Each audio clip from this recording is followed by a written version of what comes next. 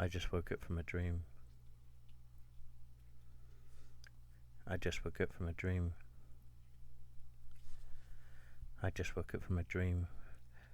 A dream that kind of described everything and where it all started.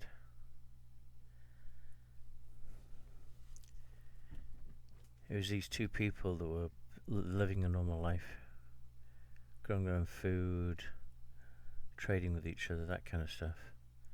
One of them got angry for some reason and went off and talked to other people. They got together because they were sick of working. They'd rather have somebody work for them.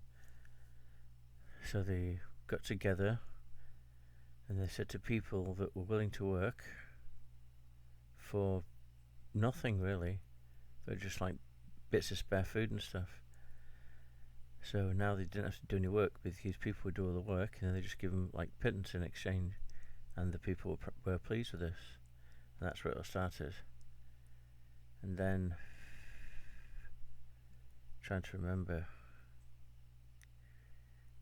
then it kind of grew and it became a group of large people, because lazy people, they didn't want to do any work. So they realised something. They realised that everyone needs food. They need some kind of fluid, like water or something, hydration if you wish. They need a roof over their head, and they need something to work for, something to live for, some direction, and they need something to entertain them as well. And so that was in their goal, because they didn't want to work. The more and more they did it, got other people to work for them for pittance, the more and more even thinking about doing that disgusted them, and it became larger and larger. And then they started thinking, we need stuff, because it's people were starting to get wise to what was going on, saying, hey, what are you doing? You're doing things incorrectly, because if you're farming one crop in a huge area, then it's not going to be nice. It's not, because what's going to happen is it's going to it'll bring in pests, it'll bring in different kind of diseases and stuff, because the plants are kind of copacetic, if that's the word. Because if you have a small crops and a bunch of different crops, they look after each other, and that's the way it works. But if you have a large monocrop, as it were, then you don't get the same protection. And what are you doing buying people's land for pittance? And what's this money thing anyway? And so lawyers were invented. So forms could be filled or created, and then the lawyers created a new language. So instead of making everything straightforward, they wrote it in a way that made it puzzling, and you had to really read through everything to understand what was going on. So instead of writing a form saying, by signing this, we now own everything that you have, it will be in a 15-page document with words and phrases that are very hard to understand. So this went on and this went on. And these large groups moved up from just farmers and stuff, and then they thought, well, we can control these people, so they thought government. And so they created governments. And the government is in two parts. The government that works, which is your local government. They take care of things like local crime, the infrastructure of your town. They take care of the fire department and ambulances and that kind of stuff. They take care of state education and that kind of stuff. All the stuff that's around you, local kind of stuff. And then you've got the federal government, who supposedly takes care of the entire country. Now, the federal government, I was told by this person in the dream, was in the mind. Again, I'm trying to remember here. It was I don't forget, federal government. I'm losing my flow now. Okay, so the local governments or that federal governments would take. Oh yeah, it was supposed to be a kind of a set, because basically, as the um, large groups of people who were making people work for them for pittance got bigger, um, they suddenly had all these different pockets to take care of. So all these different towns and villages, and what they needed is one kind of spokesperson for the entire country. And so what they did is, in each village they had a spokesperson. So they go to the everyone go to the town hall, talk to the spokesperson, say, hey, this and this and this and this. The spokesperson would make a note of everything that was good or bad, and then all the village people would go to the town and be in a room with the spokesperson, and all the village people would say, well, everyone in my village says so and so and so and so is good, and so and so and so and so is bad. And then the person from the town would make notes of that, and then go to the city, and then go to the city person, or the city town hall, or whatever it was, and there with all the other town people, and they would then say, hey, this is what I've been told from the towns and from the villages, what they think is good and what they think is bad. And this climbed the ladder until it went to the top person. And so the top person would look through all of the good things and bad things they're being told about, and then make a proclamation saying, according to this, a majority of people don't like this, so we're not going to do this anymore. And a majority of people do like this, so we're going to start doing that. And so that's how it started. But then what happened is the lazy people going like, hang on, all we have to do is talk. And that's all we have to do. We have to talk to each other. So what we'll do is we'll invent an enemy, and we'll have the nation vote. And so basically what it is because then they feel like they have control or power, and we've invented the whole thing. We know who's going to be in power anyway, so it would be a case of we have maybe make two parties that are the strongest that can never get outvoted, but then have a bunch of smaller parties that people can vote for, but what they vote for is absolutely nothing, because nothing's going to happen. And have these two major parties presumably hate each other, and then when voting time comes, whoever they vote for is still a part of the system anyway. But still, it went from the small farmer, and then what happened is things would change, and instead of having a farm where you make food for yourself and your family, and then the rest of it you trade off with other people. So I've got like 20 bags of potatoes, I'll swap it for a sheep, okay, then we do that kind of stuff. It became a monetary thing, where it's big corporations would buy you X amount of whatever, and then give you money in exchange. So it's no longer trading goods, it was trading money. And the excuse for that was like trading goods could be bad. What happens if your 100 bags of potatoes are all rotten? And what happens if your sheep has a disease? With money, that's not an option, because money is just money. But the thing is, with money comes control. Whoever has more money has more rights, more things they can do. And so the small farmer basically was now kind of put out of business, because they couldn't handle it anymore, because now they had to pay. Suddenly they had a mortgage on the house, or tax on their land that they never had before. And they've had this house for generations, and so the house has got tax they've got to pay, and so they had to get money. So they had to sell the product, the produce they were making, and so they got to a point where they had nothing more to sell, and so the big farmers would come and say, the big corporations would come and say, "Oh, this is ours now," and they had the lawyers make out these big documents and have them sign them, and suddenly you're homeless, and with nothing to do, because the job that you've been taught to is now no longer a job. So then you had to go and work for pittance, and now you had to pay rent, and now you had to pay bills like electric and gas, which you never had before, because basically what you do is just burn vegetable oil as an example, and make lanterns out of it and that kind of stuff, and burn wood for heat and that kind of stuff. So it was never an issue before, but now it was an issue. And then it went like that, and then the big corporations kept doing what they were doing, and hiding behind money and politics. And that's basically how the world. The person that was in the dream was more. It was more visual, and so it's hard to explain. And it was one of those dreams that went on like this thing we're looking at now, where it's all kind of wishing merging into each other. There's that kind of thing that lasted forever, but also lasted about a second. So it's hard to explain. But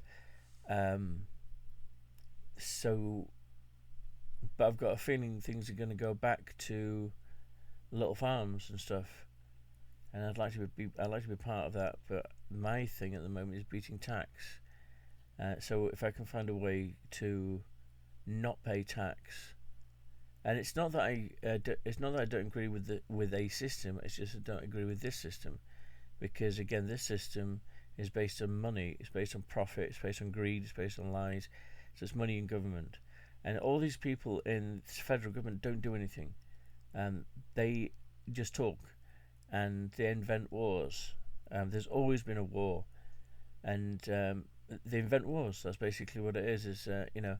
It used to be America against Russia, and then when Reagan was in power, he pulled down the wall, and then suddenly the Berlin Wall in Germany, and then suddenly Russia was America's best friend, and now it's I don't even know who the enemy is, because later on, Russia was the enemy again for a bit, and there's all these wars.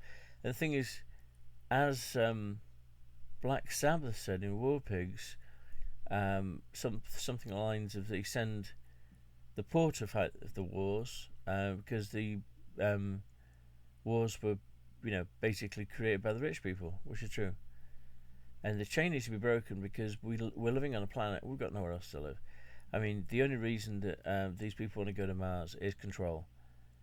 Because now that they think they've got control of everyone, and now they can go to Mars, build these groovy Mars stations, just like you read in the comic books when they were a kid. But they're in control of it now, so you do exactly what I say. That'll cut your air off, because there's going to be no air on Mars. And the thing is, this planet has everything we need, and it's like, you think aliens. Look at an octopus, it's an alien. Look at a cat, it's an alien. Look at a blobfish, it's an alien. Look at anything at different aliens. And when they're saying that humans have been made arrogant from birth, they're taught that humans are the major power, but they're not the stupid. What happens if it is not the what do they call it now? It's not the. I've forgotten what I was talking about. Power and stuff like that. It's not that. Come on, words. It's not that. The world something. I've lost it. Maybe I should finish now. But it was important. Oh, machines and stuff. It's not that the humans are fantastic because they've invented machines and stuff. What happens if every other species said we don't need machines, and they live and adapt to fit into the situation? For instance, like put a jar in front of an octopus and it can open it. It doesn't. It's not that it is stupid for not having machines. It doesn't need machines. Look at birds; they fly. They don't need airplanes because they've adapted to be able to fly.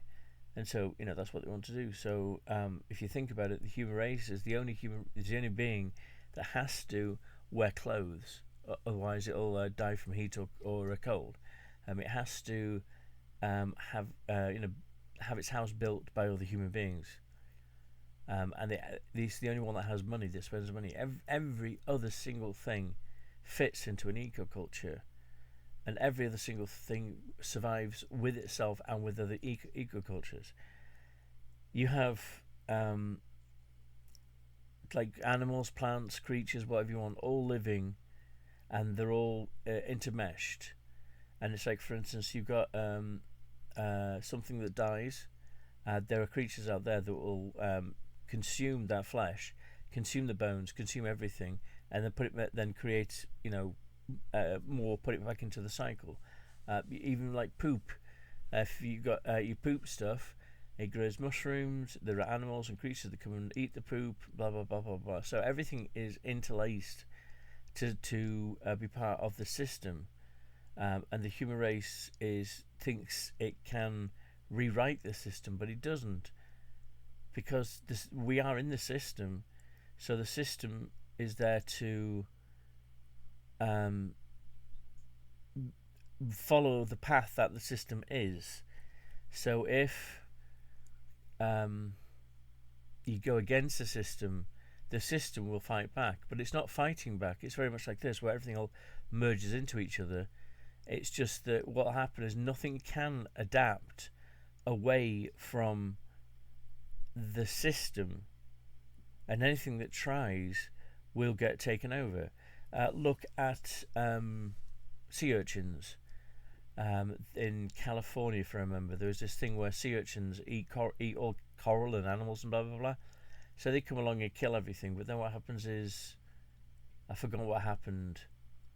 Something came along and ate all the sea urchins. I think it was seals, and suddenly you've got a huge seal population. So suddenly you've got seal poop that drops and then creates plants that creates coral, blah blah blah. So everything happens.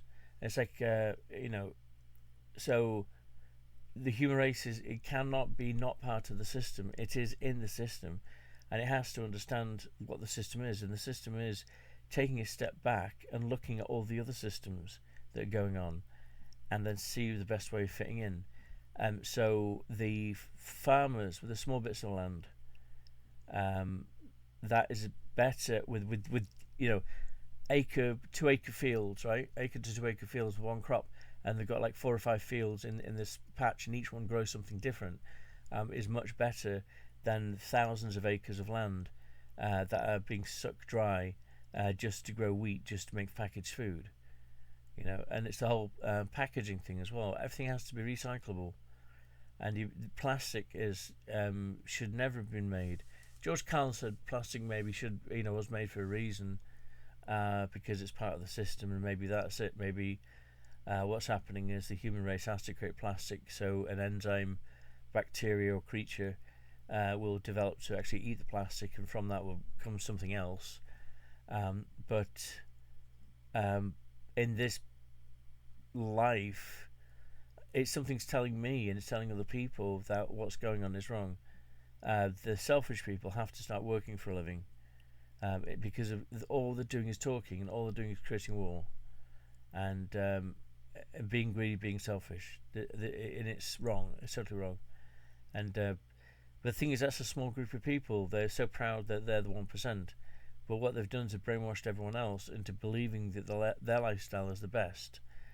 So, like for instance, you've got these musicians who are going like, I lived in a poor state, and in a poor neighborhood, and I saw drug deals and muggings going on every day, and I was terrified to go to school because waiting at the bus stop, what happens if I accidentally get stabbed by somebody? And then I decided, no, I want out of this, so I fought it, and then became a musician. Now I'm writing these songs telling you where I went and how I got where I was going.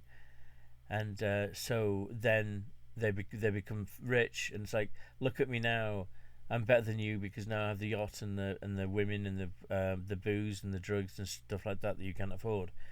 And instead of like when they originally said, when I become rich and stuff, I'm going to give back to my neighborhood, you don't, because that's how they've been brainwashed. Because that's how the monetary system. That's how people see the monetary system, as in you work to make yourself rich. It's a selfish thing, and the monetary system is a good idea as a concept, because what we got now, because it's a neutral thing.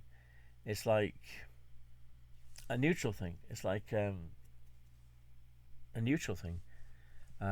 It's money is just a token. It's a piece of paper, basically. I know money's metal as well, but it's a piece of paper basically that's an agreement between two people saying, hey, by the way, you're giving me something and I'm giving you this in exchange, and this gives you the right to buy goods and services that are at that price.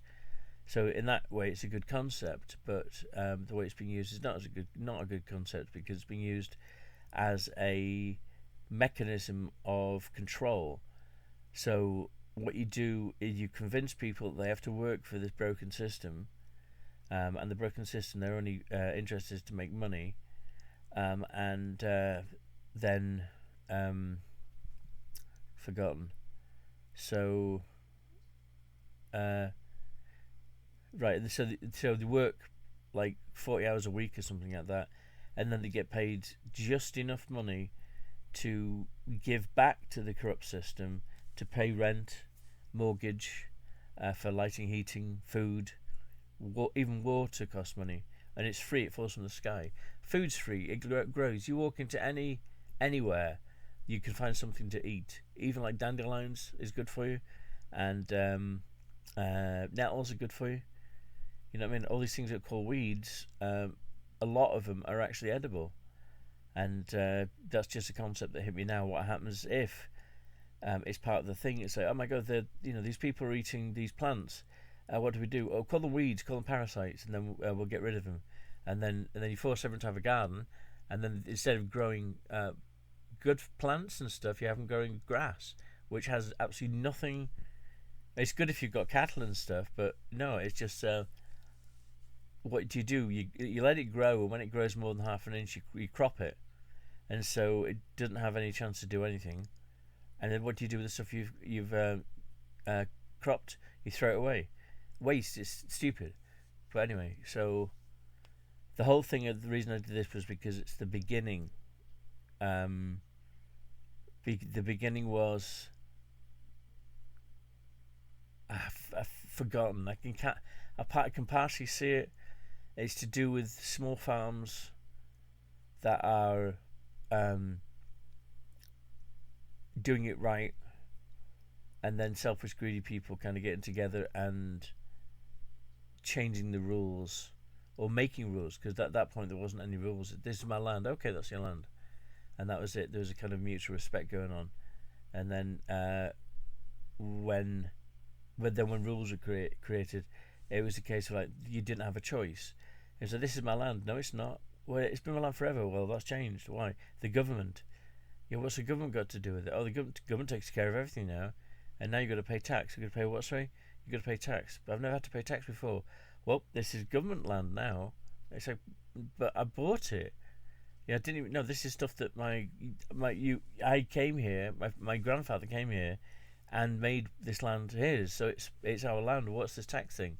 Oh, it's to make sure that the country's strong and all this kind of stuff. It's just bullshit, really. It's control.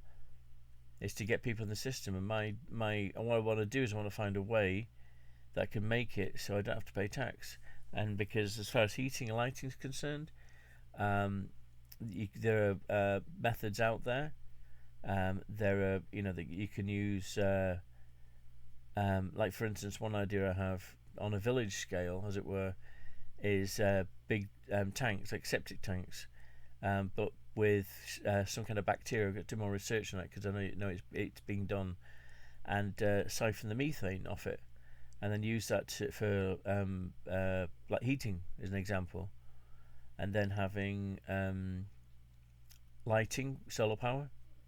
I have these lanterns, these $5 lanterns that I got from the dollar store, and then I changed the batteries. They were 300 milliamp hours. I changed them to 600 milliamp hours. They run from dawn till dusk without even going out. The only reason they go out is because of the light sensor, and that's just a small lamp. So basically, yeah, get one of those, run some wire off it. I know that'd maybe it would suck energy. I've had it for care anyway, but solar power, blah blah blah, and you have these solar power stations and stuff. So yeah, I'm sorry for rambling, but it's just I wanted to get it out, and I didn't really get it out the way it was shown to me when I was asleep. But the system is wrong, and it needs to be corrected, and people need to get together, and I've got a strong feeling that's what's happening. But I can't do it from here, but I must do it from here, because the whole thing, I've got to combat what's going on with me, because otherwise I can't get out of the system, because at the moment I'm in that system, and it's destroying me.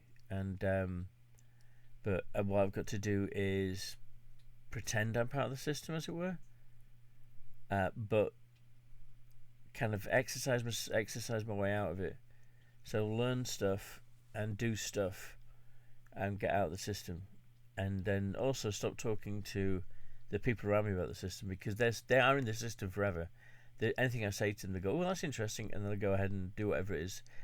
Oh, I bought a new car. Oh, I bought a new this, and now I'm in debt because I've got a car note for the rest of the year, or the rest of my life, or whatever. That I bought this house, now I've got a mortgage, and all this kind of stuff. So anything I say to them, it's like their eyes just glaze over. Oh, really, really? That's very interesting, and they just take it as some kind of, oh, that's very interesting, that kind of stuff. But anyway, I've been rambling for a bit. I hope it makes sense. Right, let's do this. Oh, what happened here? Let's do this. And let's do this.